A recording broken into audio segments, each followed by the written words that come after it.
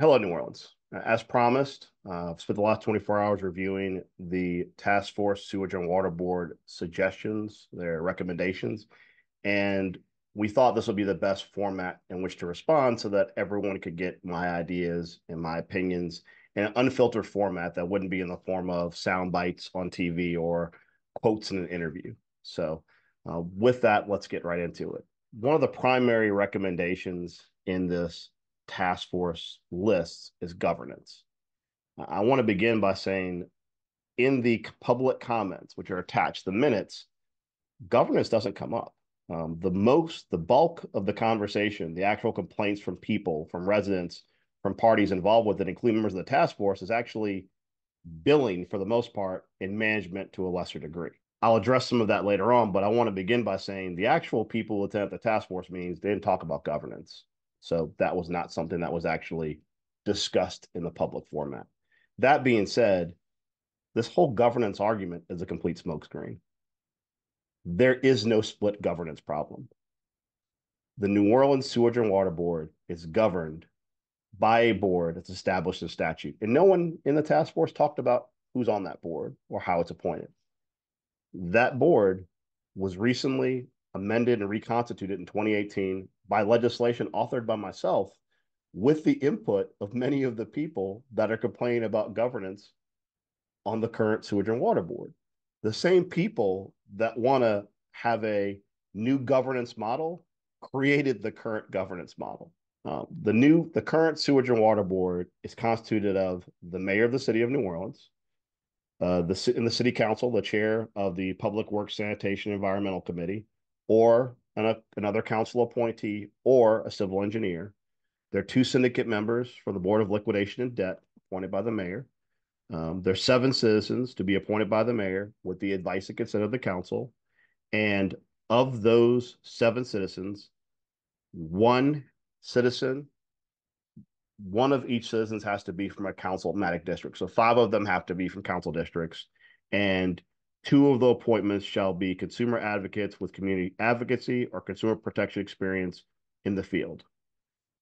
Let's lay that out. That is the current structure of the Sewage and Water Board. It is a citizen board that was recently constituted with input from groups like the Business Council, Greater New Orleans Inc. All those groups had input in this current constitution of a group that is currently governing the Sewage and Water Board. Now let's talk about this proposed recovery district of sorts. That proposed board is more political than the current board. It is a board made up of departments under state government whose appointing authorities are all gubernatorial appointees. It has an appointment from the Attorney General of the state of Louisiana. When it finally gets down in this large board to the 2 local appointments, and this is particularly offensive, the 2 local appointments come from the mayor and the council. However, the mayor's appointee must be selected by the Business Council, and the council's appointee must be selected by the Greater New Orleans Incorporated. That is absolutely asinine and ridiculous. At that point, you might as well just say the mayor doesn't get an appointment, the Business Council does, and the council doesn't get an appointment, the Greater New Orleans Inc. does. That is what's being proposed as the alternative from the board I read to you, which is a citizen board of appointees. I think what's important to note here is that when these parties are talking about governance, they're talking about money. That's where everyone is focused on. They're talking about how the current structure prevents the Sewage and Water Board from getting infinite money at will. We'll get to that in a second. Now, management. I think it's kind of surreal how everyone agrees the Sewage and Water Board is currently run very, very poorly. And yet there was no conversation about management or changing management. Even with these broad strokes about how we're going to change the governance model, there is absolutely nothing on the table saying that we're going to have a new executive director of the Sewage and Water Board or any of the senior management's leaving. That is really impressive. Further, and I want to note this because it's timely, while we're dealing with a sewage and water board that is desperate for money, banging the alarm, screaming they need more money, while we're dealing with a task force that is agreeing this sewage and water board got to prioritize drainage, got to prioritize pumping. While we're doing all that, the sewage and water board gave the highest paid employee in the city of New Orleans another gratuitous pay raise.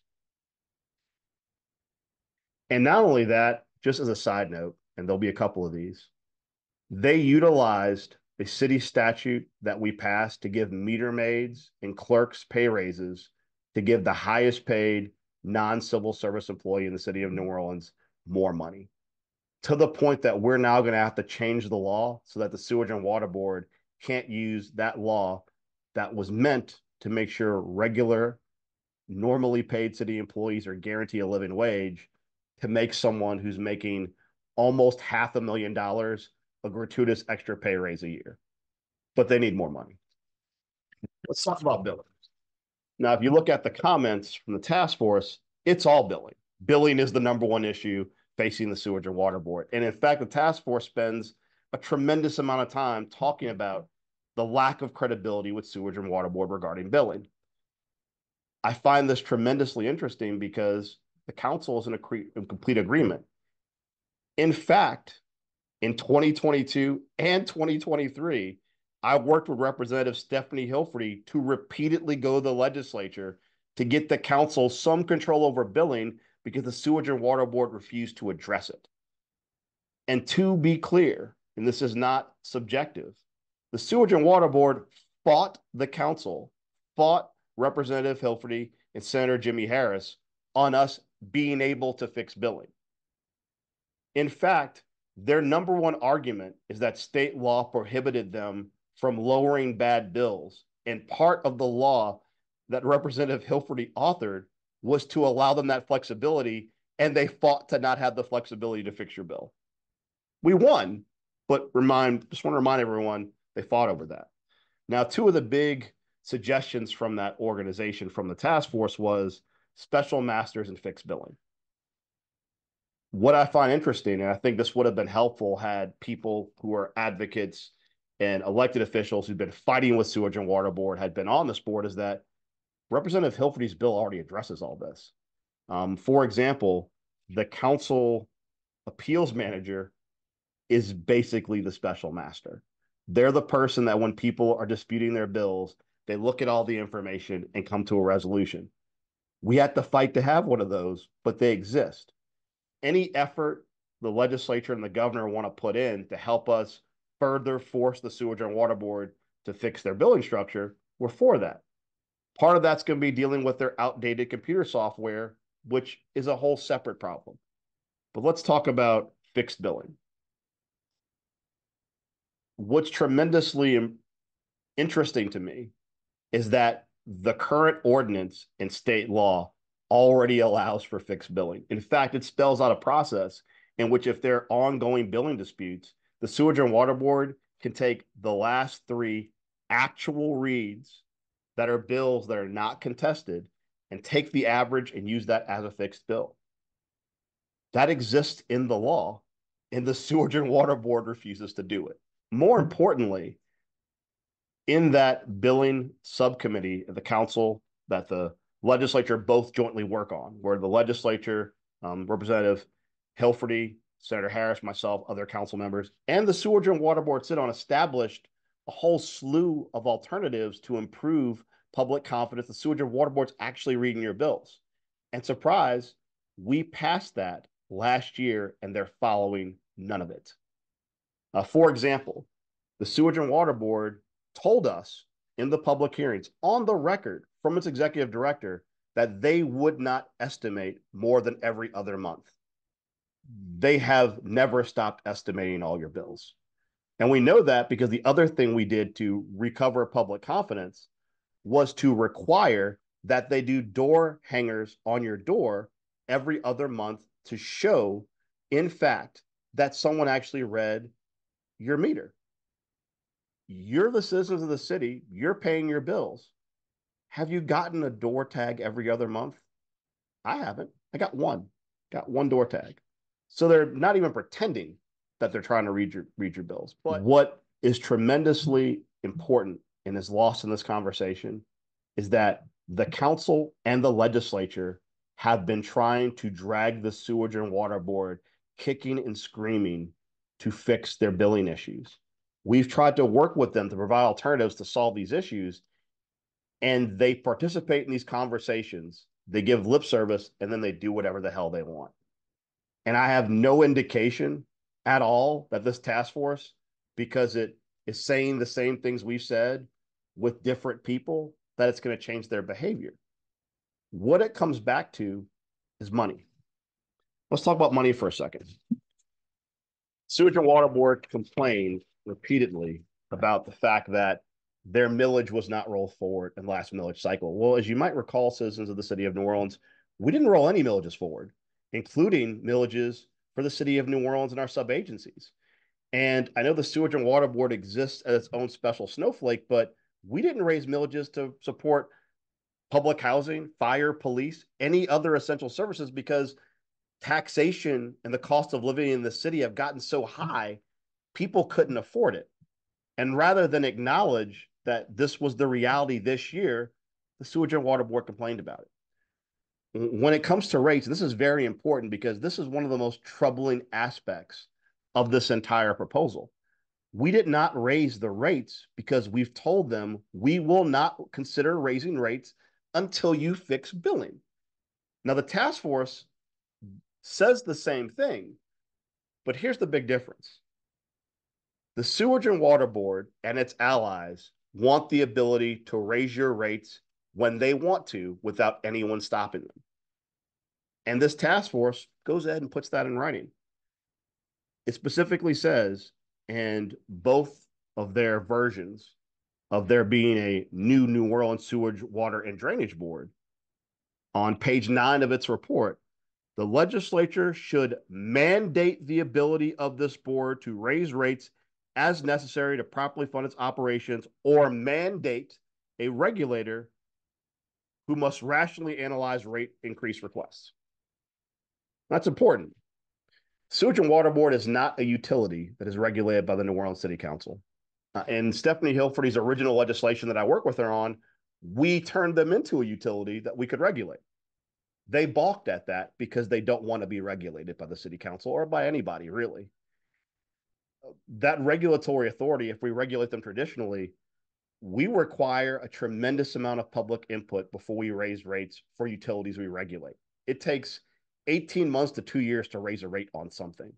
The Sewage and Water Board doesn't want that. Instead, they want the legislature to mandate that whatever board that succeeds them can either directly raise your rates, or they can make their regulator, whether it's the council or the Public Service Commission under their various versions, raise your rates. Doesn't say after all the problems are fixed.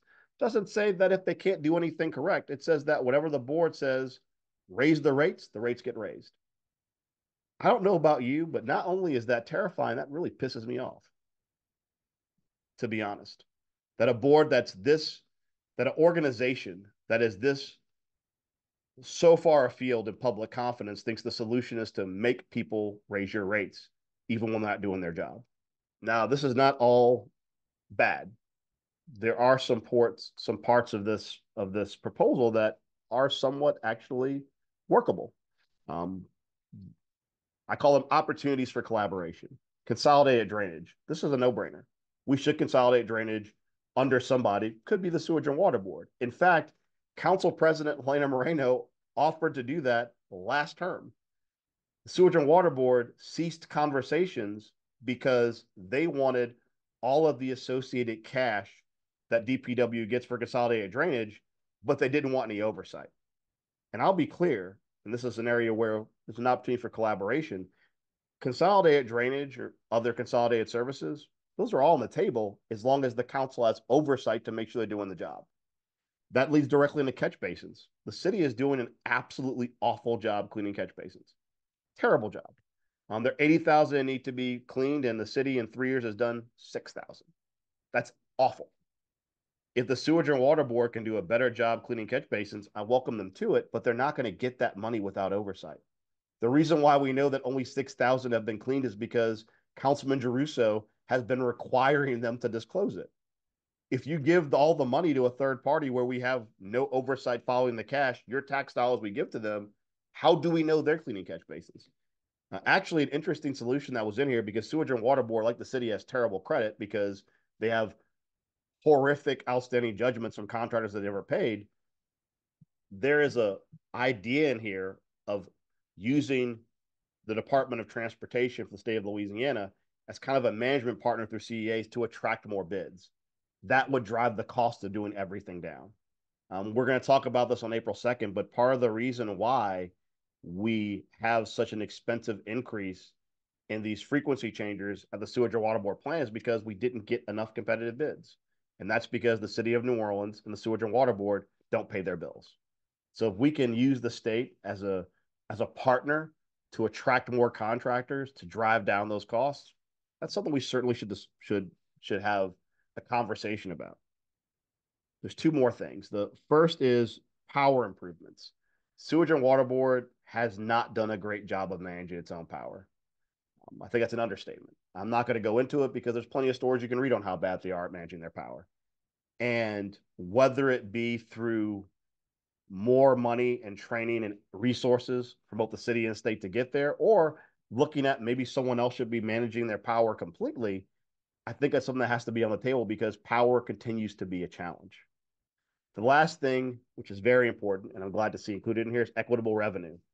We have a tremendous amount of people in the city who do not pay any property taxes whatsoever. And the backbone of the Sewage and Water Board is, in fact, property taxes. And I did find it interesting that in there it talks about how the council politically rebuffed a discussion of a stormwater fee. But in my term on the council, no one's brought up a stormwater fee in a public setting for conversation. It's been something lurking in the background as part of like this general white noise of more money, sewage, and water boardies. But here's the problem with an equitable solution through the form of a stormwater fee. Unless you can figure out a way to give credit to people who are paying current property taxes, a stormwater fee without accounting for the people who are currently paying into the system is just double taxing them.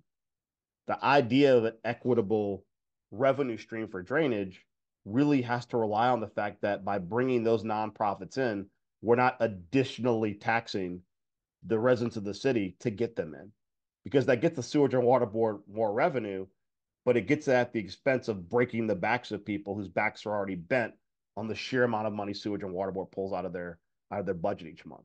Generally speaking, that's my thoughts on this entire proposal. I know it's a lot more nuanced. I know I could probably go into a lot more obnoxious detail on all the different things that are problematic in this proposal, but I think these are really the high points that are points of consideration. But it's unfortunate. This was a missed opportunity that had the council and advocates and critics of the Sewage and Water Board, had they been brought to the table to really explain what's been done and how the Sewage and Water Board has pretty much flipped off the city of New Orleans in every attempt we've had to try and make them be better about what they're doing, and to suggest some of the things that are solutions or things that we've already done that they won't do. It's very tone deaf.